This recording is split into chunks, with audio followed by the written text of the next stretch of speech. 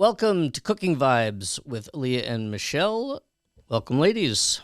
Hi. Hi, everybody. I'm Michele Segelnick. Hi, I'm Leah Bernstein. Together, we are Just What Kosher Ordered, and this is our podcast on WestHempsteadEcho.com called Cooking Vibes.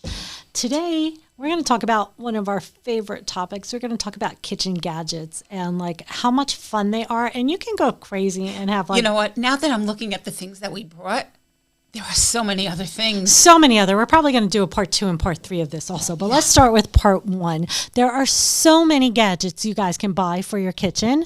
You can order them online. You can see them. You can buy them in stores, in Target, in restaurants, supply stores. You can even get them in dollar stores, amazing savings, things like that. I mean, sometimes you can just fill up a basket with little gadgets. You end up using some, you end up not using some, and that's the way it goes. And then they end up in your junk drawer in your kitchen, which overflows, and something like your spatula or your tongs jams in the drawer, and you can never open up that drawer.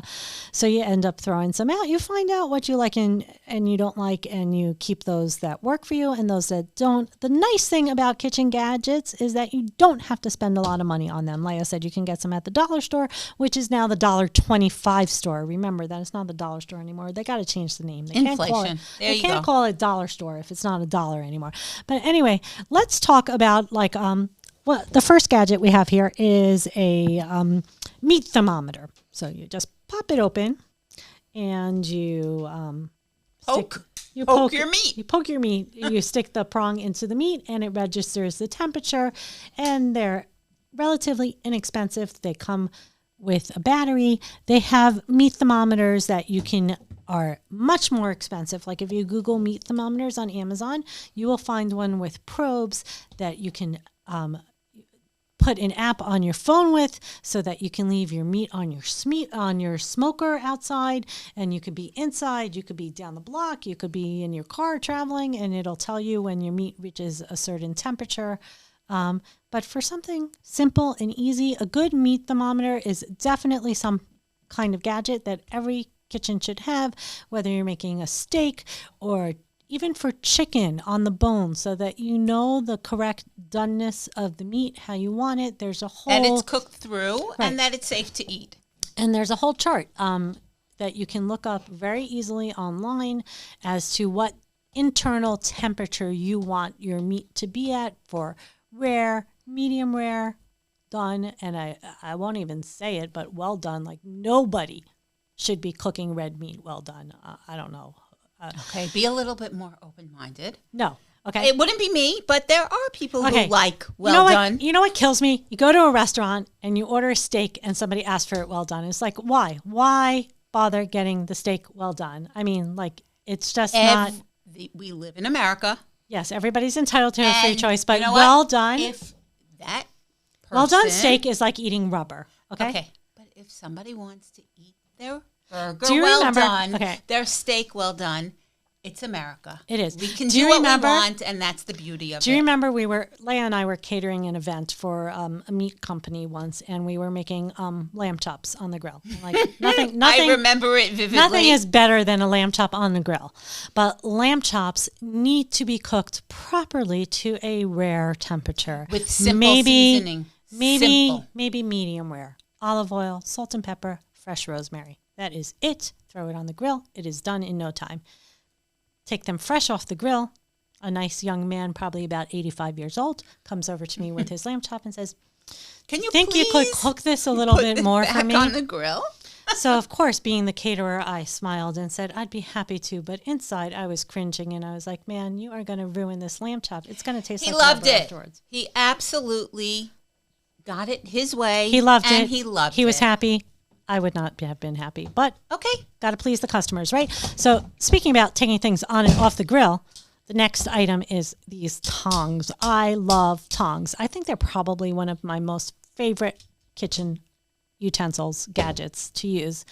I use them for flipping everything on the barbecue. I use them in the kitchen with pasta. I use them constantly. I really enjoy my tongs. Chicken cutlets all the time with them. All the time. They're great. I love tongs. Yep. What gadget should we show Okay, them so, next? the other day we were thinking about our podcast, and Michelle said to me, Leah, what's your best? Yeah, what's your favorite gadget? I said, let's do something about just gadgets. right off the top, I said, the most important thing in my kitchen is a good set of knives. Yes. Everybody gets their own feel for knives, and I don't really necessarily want to go into brand names here. Right. But I have two knife blocks in my kitchen. And you know what? There are certain things that I go to with one and certain things that I go to with another. And whether it be cutting bread or slicing meat or cutting vegetables, there's a different knife for everything. And I have my go-to knives, whereas I'm sure you do too, Michelle. Yeah, of course. And I think that, there are knives that cost hundreds and hundreds of dollars for a knife. And then there are knives that cost, far, far less. And that doesn't necessarily mean that the ones that cost less are any worse. I really think that a knife is a very personal thing. You have to try it on like a pair of shoes. Yeah, it has to have a feel. It has to fit your hand. And you like the way they cut. You like the way it rubs against your other hand, or yeah. You don't want to get blisters from blisters. Blisters, of course. Right. But a good knife sharpener is important to have Yes. if you have a set of knives. But we don't have knives with us today, so I'm not going to show you any knives. But I am going to show you next a mandoline. So a mandoline, and we got like a couple of versions of mandolins here. I brought mine and Leah brought hers. Leah's is a little bit fancier. It has a couple of different slicing elements, different types of things slicing that you can use. Okay, but you have to be super, super careful with the mandolin, because I've definitely sliced off pieces of finger. Yeah, you don't want that to happen. And I mean, I think what's really nice about this one here is that they all have a guard that you need to use when you're using the mandolin. The mandolin is used a lot for slicing potatoes into very thin slices. When you're making scallop potatoes or you want to make homemade French fries, using the mandolin. They have more expensive ones. Yours only has that one blade. Mine has one blade, but it has different levels of thickness here that you can adjust the thickness of it to cut it. And this is like really simple, and it stays in my drawer. And you just like slice up the potatoes really quickly. Here you put this in. You got different styles of slicing. And you can get like I have a shredding mode, and then I have these that can make like fries. And again, you go back and forth, and it has the little like grips to grip the potato in. That's what I would call them. Yeah. And so I think a mandolin is a fun tool, and you don't have to buy, like I said, you don't have to buy an expensive one, but they have like big ones that are like you plug them in and they're electric. Not necessary. Easy one. And it's easy to clean. It's all I throw mine in the dishwasher.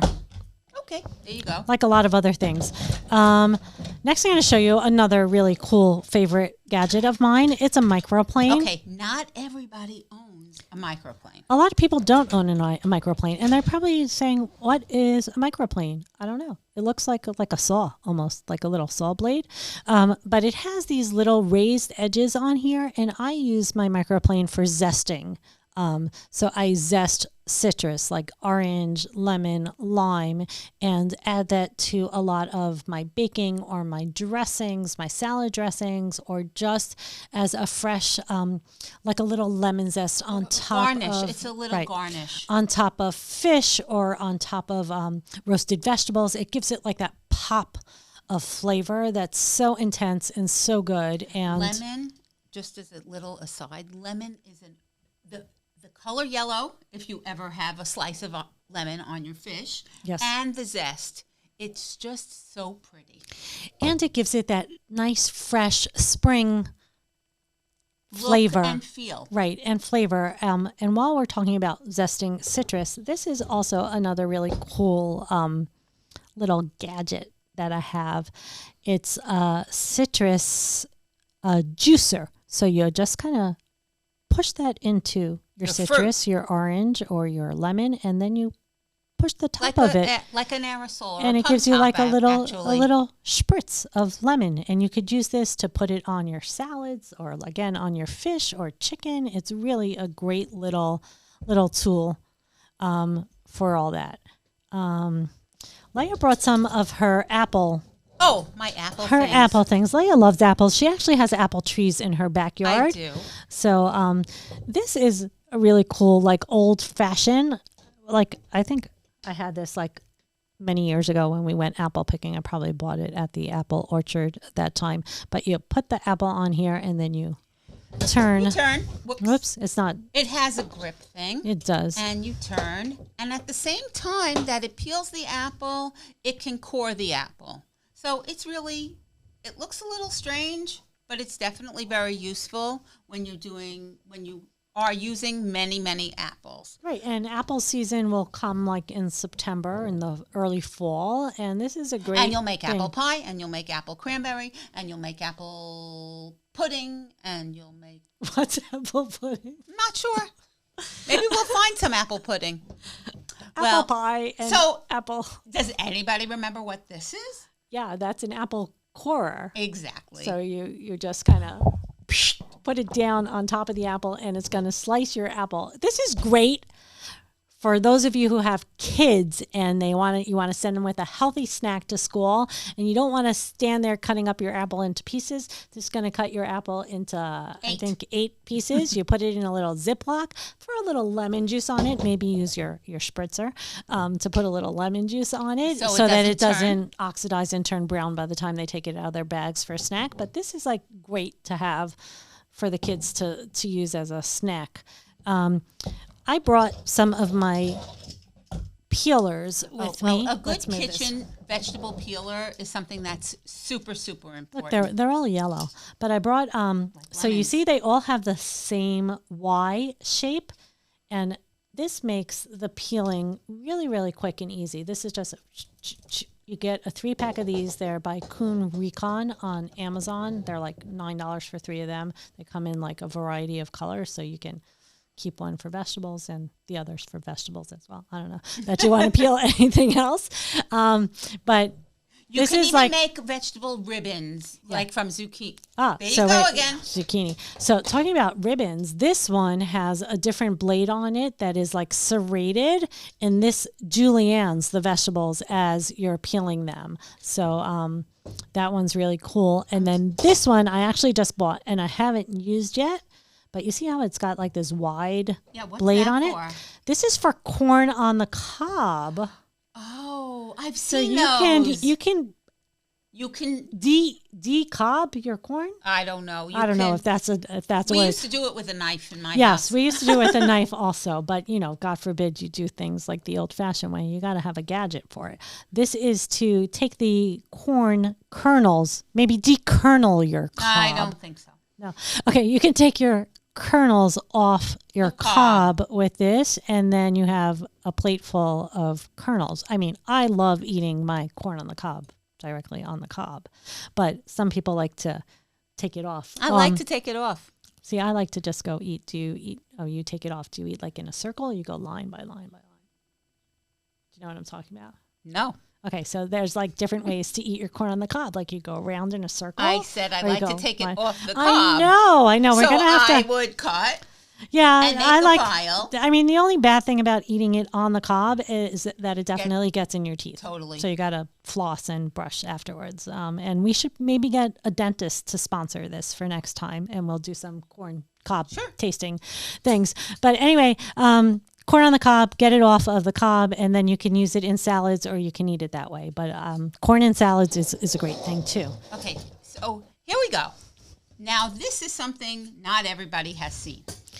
No, what is it? Explain us what this odd-looking contraption of I have to tell you, Michelle bought me this. I know what it is. And I said, okay, I think something from your car fell off when you sent it to me, and I don't know what it is.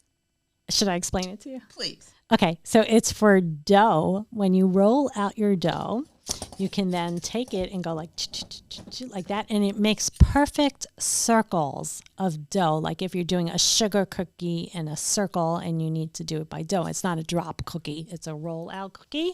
Or like we just recently celebrated the holiday of Purim, where we made these special cookies called Hummintushen, which start with a circle and then you fold them up. So that's exactly what this is, and I think it's a really cool tool. You could tell mine's brand new. I really Leia didn't use hers. I used mine. Mine's already used. I made the circles in the old-fashioned way. With a cup, right? The glass. With a glass, yeah. Turned over, and you go like... The last gadget I think we have to share with you today is called a bench scrape. And this bench? Yeah, it's called a bench scrape. What are you calling it? Definitely a scraper, but I don't... It's a dough scraper. I think it's called a bench scrape. Look it up. Okay. I'll look it up again afterwards. Anyway, this is great for more dough because we bake a lot, but this is really good for dough. If you have we bake 5 pounds of dough at a time when we make our bread, when we make our challah. So this is good to cut the dough into pieces. You go like this, and it makes a cut so that you can separate it into smaller pieces. Right. But I've also seen Rachel Ray, who I sometimes watch and follow on TV, use this like when she cuts up vegetables. She uses it to scoop them up and drop them into her bowl. So it's not just for dough. It has multifunctions. This is not one of my most favorite or useful gadgets, but you love them. Interesting. I use it a lot, and Michelle doesn't use this one too much or at all. Rarely use it. Yeah, everybody's got their thing. To me, it's just another thing to wash, like everything else. I don't want mine washing. But it can go in the dishwasher. Anyway, guys, we hope you enjoyed there are learning about some of our gadgets. Yeah. I mean, you can walk up and down the aisles, like in the stores, in Bed Bath & Beyond, which is like a fantasy land for gadgets. And you can go also, like we said, simpler to the $1.25 store and Amazing Savings and stores like that. And you can pick up many, many things that can make your life easier in the kitchen. Find what works for you and enjoy it. And if you find like a really cool gadget that you love, let us know. Reach out and maybe we'll test it out and put it on a future podcast. Thanks so much, and follow us on westhempsteadecho.com, Cooking Vibes, and we'll see you next time. Have a great day. Thanks for watching. Join us next time at westhempsteadecho.com. To sponsor this and other shows, please reach out to us at sales@westhempsteadecho.com.